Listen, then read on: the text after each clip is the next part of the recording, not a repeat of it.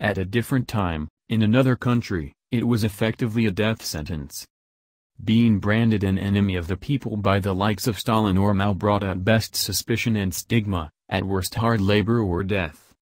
Now the chilling phrase, which is at least as old as Emperor Nero, who was called hostis publicus, enemy of the public, by the Senate in AD 68, is making something of a comeback.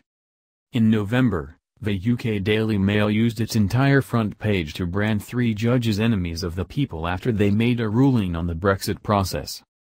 Now the US President, Donald Trump, has deployed the epithet against mainstream US media outlets that he sees as hostile.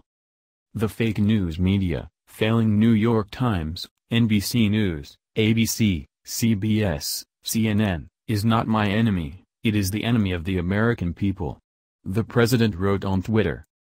The reaction was swift. Every president is irritated by the news media.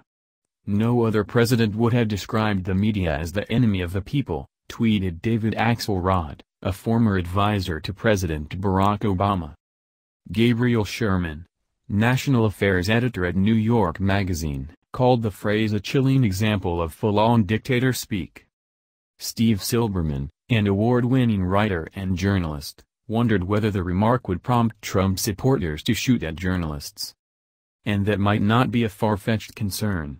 Late last year, a Trump supporter opened fire in a pizza restaurant at the center of a bizarre conspiracy theory about child abuse. The U.S. president's use of enemies of the people raises unavoidable echoes of some of history's most murderous dictators.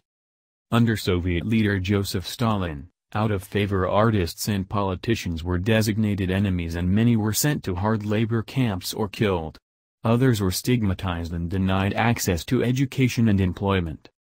And Chairman Mao, the leader of China who presided over the deaths of millions of people in a famine brought about by his Great Leap Forward, was also known to use the phrase against anyone who opposed him, with terrible consequences.